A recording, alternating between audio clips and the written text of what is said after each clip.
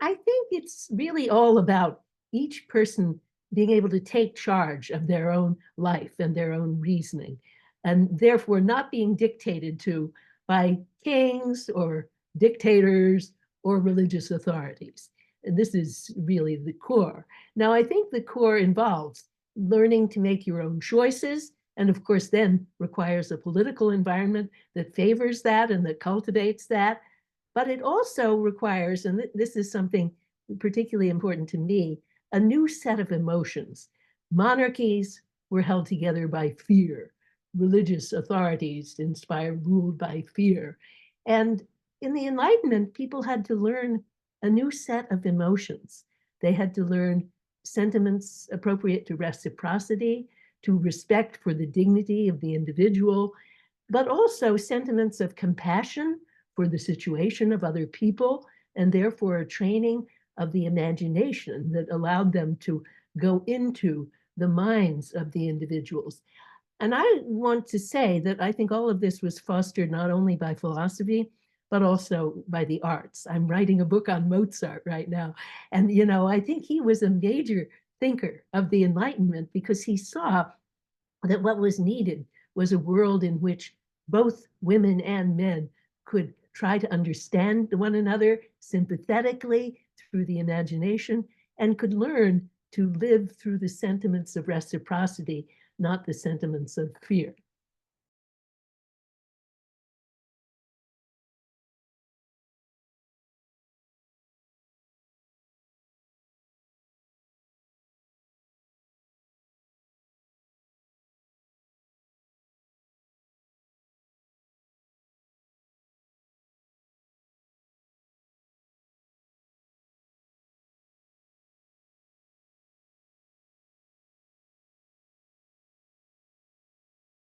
First of all, I think Rousseau is a very complicated figure. So that part of Emile is just one part of the total Rousseau, and he says one thing in one place and one thing in another. But also, Rousseau is by no means typical of his era. Mary Wollstonecraft, at the very same time, was writing her great works on the vindication of the rights of women. And there were people like Condorcet who favored women's rights. And of course, on the continent, Olympe de Gouges and Madame de Stael were developing ideas of women's citizenship. So it's not the case that the 18th century was so benighted as Rousseau. And I would add again, once again, Mozart, because from one of his very first operas, Idomeneo, he gets rid of religious superstition and authority, and a loving couple consisting of a man and a woman are going to rule the realm henceforth. And he favored the inclusion of women in the Freemason lodges of his time. So that was Freemasonry, of course, was a big part of the Enlightenment, but it did exclude women in some places, and he favored their full inclusion. I think today we have to think not only, of course, about the full inclusion of women and the full inclusion of people of different races, which has been a long project. And that project also began in the Enlightenment. In fact, in Mozart's Masonic Lodge was a man of African descent, and he was received as an equal. But of course, he had a lot of trouble outside the lodge. I think we also have to think about the full inclusion of people with different abilities, because people with the physical and particularly with cognitive disabilities have long been excluded from the public realm. And that's a big project of modernity, I think, is to render them fully equal citizens. How would that happen? Well, of course, part of it can happen simply through reconstructing the social realm. So in the building where I teach, there are ramps, wheelchair access everywhere, and so forth. And so this is all mandated by law now. So people with disabilities can use the building. But then for people with cognitive disabilities, first of all, you have to have assistance in voting. And we have a law in the US called the Help America Vote Act that says that people with disabilities have the right to a helper at the polls that can explain things and help them vote. But then there are some who can't do that, even with the best assistance in education and so on. And then they have to be represented by a guardian who I believe should always be able to cast a vote on their behalf.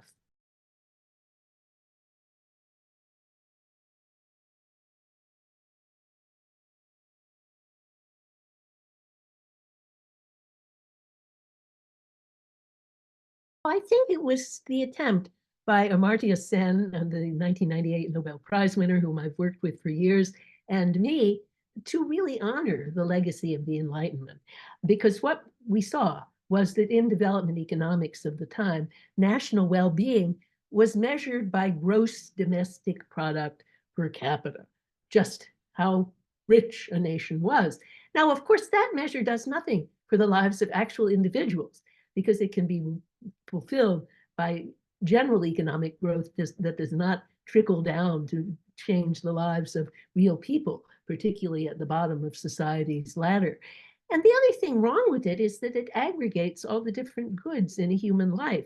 But people need lots of different things. They need health, they need bodily integrity, they need the ability to participate in politics, they need affiliations of many different kinds. So in short, they need many different abilities and opportunities for choice.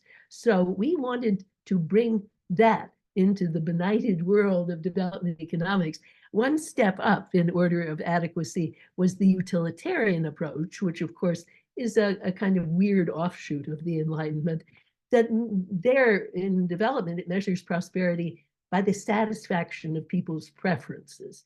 Well, once again, that's an average. And so it doesn't say anything about how people at the bottom of society are doing, and it gives people high marks for just upping the average, where it might be the way you do that leaves a lot of people out. So, for example, South Africa under apartheid used to shoot to the top of the development tables because there was a lot of wealth around and there was a lot of satisfaction of some people. But of course, a lot of people were completely excluded. And the utilitarian approach also is all about a state satisfaction. It's not about agency, which, of course, as I've said, I think is central to the Enlightenment, people being able to make their own choices. So Sen and I tried to create a new comparative metric, first of all, that will reward countries and rank them according to what they did for real people. How did they improve their substantive opportunities for choice in areas of significance to their lives? Now, then I took that one step further and formulated a minimal theory of justice, listing 10 central capabilities that would be kind of constitutional guarantees in a country. And the country had achieved minimal justice only if it had brought all people up to a minimal level on those 10 capabilities. So then, of course, you have to get into controversy and you have to ask which capabilities those are. And very explicitly, I included not only the political liberties, liberty of association, speech, and so on, and choice of electing leaders, but I also included the material capabilities, healthcare, the ability to protect your bodily integrity from assault, and all of those things, which of course have foundations in the country's institutional and legal system and can be part of constitutional guarantees. So that's what we thought we were doing, was to bring onto the stage of economics-dominated work in development a much more human-centered approach, and one that really does show the legacy of the Enlightenment. I mean, Sen, too, is a great fan of the Enlightenment. He studied as a child with the Indian thinker Rabindranath Tagore, who was an Indian Enlightenment thinker who really valued the dignity of the individual and studied Mill and various Enlightenment thinkers. So Sen grew up in this hybrid Eastern-Western Enlightenment culture in West Bengal. And so I think it's important to say that the Enlightenment is not just Western, but already by that time, particularly by the influence of thinkers like Mill and Auguste Comte, it had penetrated and had a very deep influence in India. And in Tagore's life in the early 20th century was strongly behind the movement for women's literacy and women's education, which he pioneered in his famous school in Shantiniketan, which Amartya was a student in, and his mother was a leading dancer in. So all of this is, I want to emphasize that it's not like we're trying to foist on the rest of the world something that has no roots in other cultures.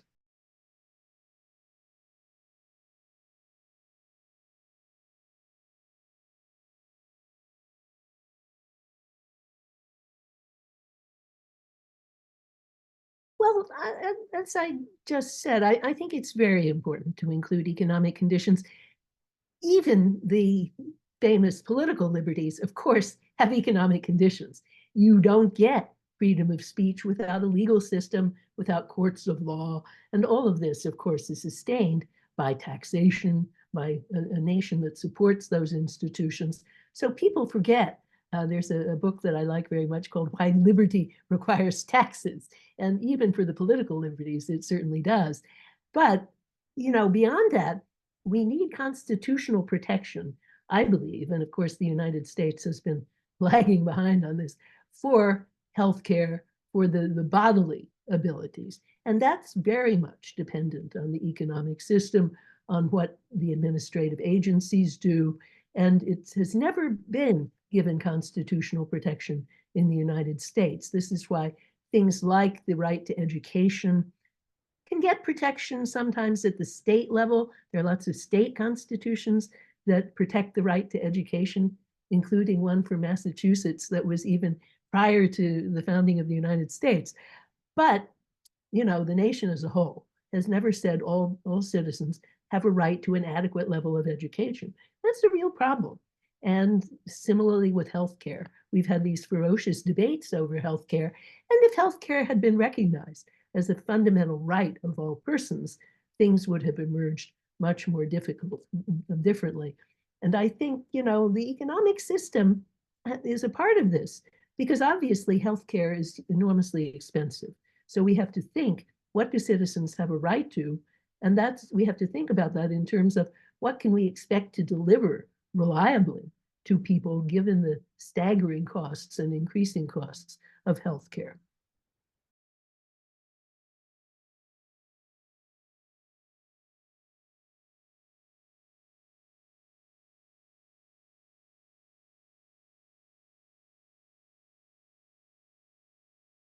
Well, they always are, of course. But what they've done instead is to create other documents that add these other things. So the Convention on the Elimination of All Forms of Discrimination Against Women, CEDAW, has been added and ratified by most countries, not the United States, I have to say. And then there's a convention on the rights of people with disabilities, on the rights of indigenous peoples. And so they keep multiplying conventions. And, does that really do any good? Now, I think the human rights movement is very noble and it sets noble goals. But of course, even in the articulation of the goals, it's dragged down by resistance from the countries. So if you look at the history of CEDAW, women's rights to be free of physical violence within the home are not included. They try to, kind of make an analog of male liberty out in the world, but they don't recognize that it's the home where women are most vulnerable. And then the whole issue of whether women have abortion rights, they didn't go near that, and that's terribly important, so, and very much in jeopardy. So I think all these documents are flawed anyway, but then the question is, what good do they do? Now, I think, in a country that has a lot of division over these liberties, what is important is political mobilization by the people themselves.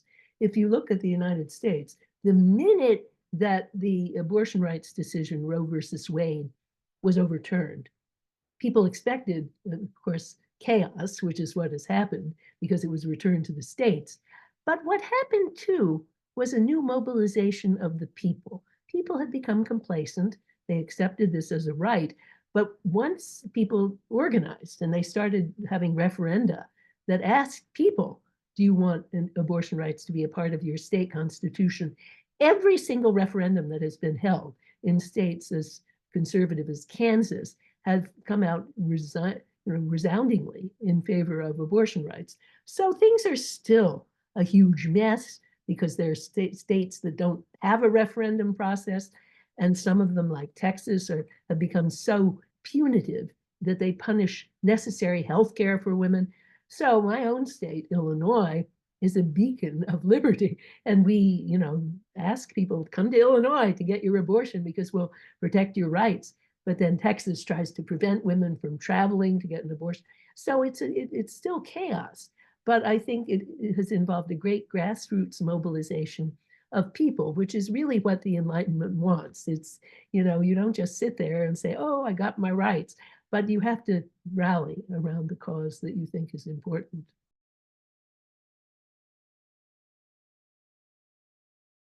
I think the first thing to say is we have to ask, for what purpose? Now, I think it's important to distinguish general ethical obligations from matters of justice. And I've said that something is a matter of basic justice only if it pertains to sentient beings who can feel pain, who can feel pleasure, who have a point of view on the world, who are trying to live, and then other things happen that block them from living well.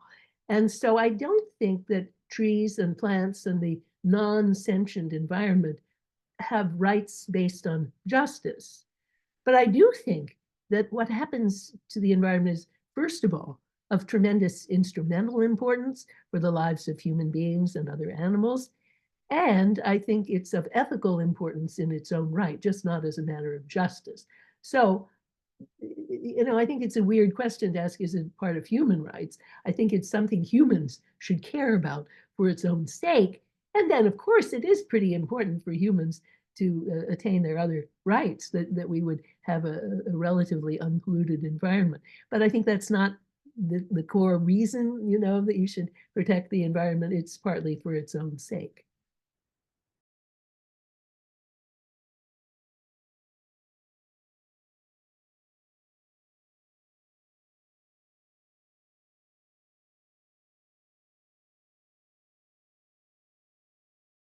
Well, you know, non-human animals like us are beings who look out on the world, who have their own point of view on the world. They find themselves in this relatively hostile world. And like us, they have to figure out how to live. Now, just as Christine Korsgaard is a philosopher I admire greatly, and she derives these rights from Kant, who of course didn't think actually that animals had rights, but she uses materials drawn from Kant to say, just as Kant thinks that we humans have property rights because we find ourselves in the world and we have to figure out how to use the world to keep ourselves alive, she derives property rights for animals on the same basis. And I think this is an elegant argument, and I accept it fully in my book. I do think the main reason to care about animals is that, like us, they feel, they have a point of view on the world. And here, the utilitarians were actually very good because they cared so much about pain and pleasure that both Jeremy Bentham and John Stuart Mill were huge fans of animal welfare. And Bentham said, the question is not, can they reason, but can they suffer? Now, I think he didn't give animals credit enough for the reasoning that they do. But in any case, he cared a lot about the well-being of animals and hated the pain that they were subjected to in his time. But of course, it's our time too, and it's worse in our time. So Peter Singer, who is a very card-carrying utilitarian, a strict follower of Bentham, he has been one of the real heroes of the animal rights movement because he's pointed out the terrible, terrible conditions that animals live in the factory farming industry. It's a little more reformed in Europe than it is in the US, partly because in US politics, the meat industry has like a strangle grip over politics. They're so wealthy and they have so much political power. But in any case, animals are doing much worse than they were doing in the time of Bentham, because it's not like they live their lives and then they get killed by a bullet or something. No, they have stunted lives from the get-go. They live in these crates. An average pig lives in a metal crate just the size of its body. It can't lie down. It can't turn around. It has no society with other pigs. So the life is terrible. And it's hard for us even to see this pig as an individual because its life is so depleted and diminished. But we have to, because each pig is an intelligent individual. And pigs actually are very intelligent and social animals. I think it's easy for people to see this when they're thinking about wild animals like elephants and whales, because when they go there and they see them, they are living their lives and they can see how wonderful and independent these creatures are and how intelligent. But you know, the animals we eat don't get a chance to even have those lives. They just get this terrible stunted life, which is shocking and horribly painful. There's a new book a friend of mine has written called Fear Factories about the factory farming industry, and that's what they are. And when you think back to the Enlightenment, I said we have to unlearn the habits of ruling by fear and adopt new attitudes based on reciprocity. Well, we dominate the other animals by their fear, and our meat industry are indeed fear factories. So we have to learn new attitudes of reciprocity toward the other animals. And that means lots of things, thinking about the habitats that we pollute, thinking about how every habitat in the world is human dominated right now, including the skies and the seas. If you think about the seas, you think, oh, that's wild nature and whales are just cavorting around in the seas. Not at all, because first of all, container ships make huge amounts of noise that disrupt the communication systems of whales. They also collide with whales and just kill them with their propellers, etc. And then humans, most of us, use single-use plastic stuff. And this plastic ends up in the ocean. And whales think it, oh, it looks very nice, and they swallow it. And then they get filled up and they can't eat anything else, and they die of starvation. So these are terrible things. And I've recently written in the anniversary issue of the New York Review of Books an article about all the things that are killing whales that we do. So it's not like Moby Dick where we go harpooning. We still go, some nations still do harpooning, but there are many more daily practices that we have that inflict terrible torment on the animals of the sea. And then, of course, in the sky, birds are dying of air pollution. There are all kinds of things. Buildings, the building that I teach in is glass. And they never thought about how a glass building invites birds to come. You know, it looks like clear space, and then the birds collide and then they die. So 2 years ago, the migration pattern changed a little, and all of a sudden, corpses of little birds, migratory songbirds, were all over the ground in front of our building. And the students then led a move to change that. And it is possible to have different kind of glass that has little markers that alert the birds that this is not a clear space, or you can, if you've already got your glass there, you can put stickers on it. So we've changed now. And I think all buildings need to change. And so anyway, these are all the things that make the life of a creature in the sky very, very dangerous. And on the land, of course, the habitats of many creatures are so affected by climate change that polar bears, for example, may not be able to exist any longer. Elephants and humans are competing for scarce space in Africa. So we have to think reciprocally. We have to develop forms of reciprocity with non-human animals. And people who live with a companion animal know that. They know if they're good companions, that is, you know, when you live with a dog, you don't just say, oh, that's a thing that I can use. No, it's a companion. And you take its wishes into account. When a dog wants to go for a walk, it has a way of alerting you to that fact. If it doesn't like the food it's given, it tells you very clearly. So anyway, people know this about companion animals. They just need to realize that those are not the only intelligent creatures around. There's so many.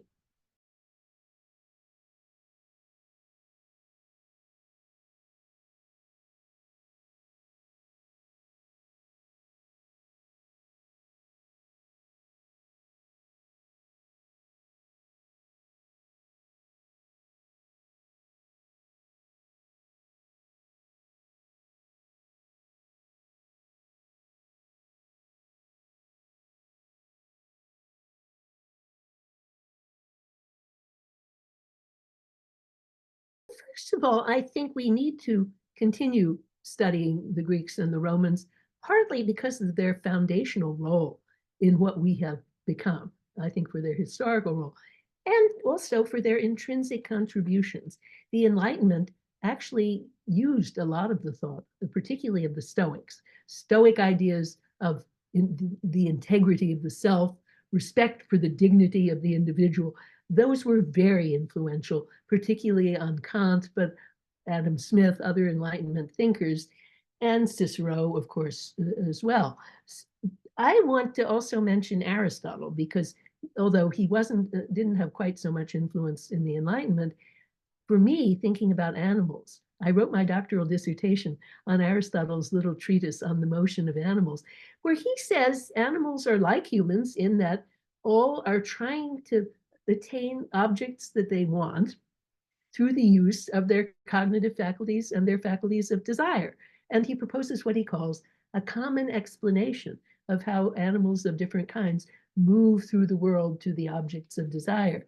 So although this is not an ethical treatise, I think it has enormous importance for how we see the world. So I think we should learn from all these people. Now, I also think, though, that most people had too narrow an education. When my colleagues use the term ancient philosophy, I think most of them still mean ancient Greek philosophy. They don't even mention the Romans, whom I love. But I insist that if that's what you mean, you have to say ancient Greek and Roman. Because, of course, ancient India had a very sophisticated philosophical culture. And one thing that John Stuart Mill very falsely said as he was employed by the British East India Company was that the Indians were children who didn't have a sophisticated culture. Nonsense. They had elaborate systems of logic, theories of knowledge, everything. So I think we should know that. And China, too. I'm not as expert in that. When I teach Indian thought, since I don't know the ancient languages, I don't teach those things, although I particularly love the Buddhist thinkers who wrote about the emotions. And so I allow myself to use translations for that, because I think Shantideva had wonderful things to say about anger. But what I teach is also just 20th century Indian thought, the works of Gandhi, who supervised the translations of his own work, the work of Tagore, who was one of the greatest thinkers about human freedom ever in the world, and of course the grandfather of Amartya Sen's approach. And then the greatest legal thinker of the 20th century is somebody that most of my colleagues in the law school have never heard of. That's B.R. Ambedkar. He was a Dalit, and he got his education mainly at Columbia, because in India he would be treated as untouchable and ostracized. So he went to the US, and he thought the US was better than it actually is, I guess, because it didn't recognize his particular category of person. But anyway, he is a great legal thinker, and he created a tremendous artifact, namely the Indian Constitution. He wrote the Indian Constitution, which has been emulated by developing countries all over the world. So I think when people tend to say things, non-Western thought, they mean something primitive, maybe mystical, and they don't really give credit to these countries for their tremendous sophistication and rationality and achievements in just the areas that Western thinkers pride themselves on. So, that I think needs to be part of the core education of anyone. Now then, in terms of languages, that's tricky, because I think you can't teach all, if you have a graduate program in philosophy and you want some people to be able to do specialized work in Greek and Roman philosophy, then you have to have those people learn Greek and Latin up to a high level. And they probably need to begin at least one of those at undergraduate level, because it takes a long time to get that level of proficiency.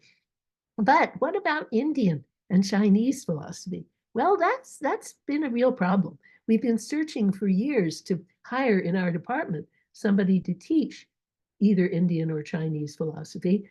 But the trouble is that the people who are trained in the languages are not in departments of philosophy, and they aren't trained in philosophy. So the number of people who we could consider for hiring is too small. And I think we need more. Now, it would have to be a department that says, we're a pretty big department, we'll take on ourselves the job of specializing. One department that does this very well is the University of Hawaii, which has a lot of the students in it are pursuing projects in Indian and Chinese philosophy. So, we need some of that. I think at the undergraduate level, frankly, if somebody learns any foreign language at all, it's an achievement in the United States. I think it would be very good to keep programs in Latin, particularly I don't think any American undergraduate studies Greek very much, but keep those programs going and have places where you can study them at a high level of excellence. Our own university has a very strong classics department, and so a good undergraduate who wants to study that can come there. And high schools should continue to teach those. But I don't think every single student needs to learn that. I think it's probably more important in my country for them to learn Spanish, because if they're going to be a doctor, well, a large proportion of their patients will be speakers of Spanish, and they have to know that. So anyway, that's it's a very complicated matter.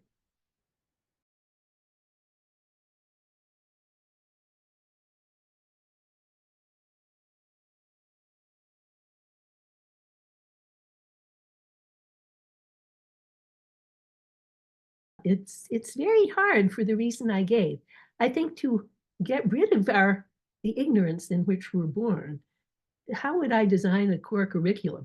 I think we have to have required. So first of all, I'm a great believer in liberal education. That is to say, an undergraduate education that has 2 years of general education that suits you for citizenship and life, and then the next 2 years of more specialized education. But in the required general part, have to be courses in world history and world culture that give you some rudiments. All you can have is rudiments about the rest of the world, but you at least need to know what's out there and that it's not all primitive and to be disregarded. And then you have to learn how to inquire further. You might have, in such a course, you might have modules where you learn how to examine more concretely if what you want to learn about is, let's say, how women live and have lived in India and so on. So I think you have to have a lot of imagination. And in writing about education, I've thought a lot about this. And that would be the necessary first step. And then, of course, you have to enact that in your life. I think it's important to travel. But now that we have all these film and internet resources, we can travel mentally. And we really don't need to go physically and just see all the great sights of India, but we can learn. And we need ways of avenues of learning. But I then want to say it's the whole idea of becoming a world citizen is not just about learning about the East and the West and the different countries. First of all, we also need to learn the different groups in our own society. Most people don't know much about the history of minorities within their own society. In my case, Native Americans, African Americans. So a good history course in US history has to be a part of that world citizen education. You can't vote well unless you know some of that history, which is very much in jeopardy right now. There are political candidates kind of want you to not learn that. But then there's even more, because of course the world consists of not just human beings, but it also consists of our fellow creatures, to use the title of Korsgaard's wonderful book, our fellow creatures all around us. So we need our lives to learn about those other lives. And to be truly a world citizen, we don't need to just roam around horizontally, but as it were, deepen our citizenship vertically by thinking about different forms of life, different forms of creature, and then, what does that mean for us? What does that mean for what we should do?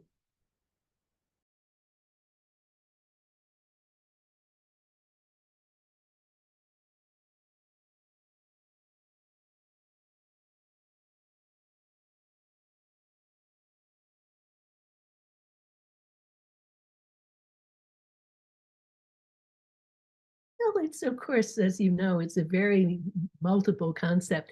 I think diversity is important first, because if you just live a life where you see only white people of the middle class, you are a very ignorant citizen. And you could go through your whole life that way. I mean, that's the life I had in my early life. I remember the only people of African descent that I saw in my childhood were servants of the families that lived near me. And once in a while, I would play with those kids. And then my father would say, "Oh, don't bring those people into the house." And my father was from the deep South, although that's not where we lived. And he didn't like the idea that you would actually give a glass of water in the kitchen to a Black woman. So anyway, we had to learn, and learning in a school or university that's a good place to learn, because when you have classes that have people from different backgrounds, they're there on the basis of equality with you. They're not your servant.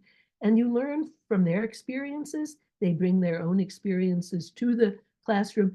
And that diversity has to, of course, not just be racial, it has to be economic as well. Because if you just admit what India likes to call the creamy layer, that's an expression that they use to criticize affirmative action that only admits the most privileged of the minority group. You don't want to do that. You want to make sure that you admit people who are economically diverse and who have genuinely diverse experiences. Our university admissions process is very flexible, and it does that by essays where people talk about their experiences. I think sometimes that goes too far, but just because you can make up a sob story and it's a little bit easy to game the system.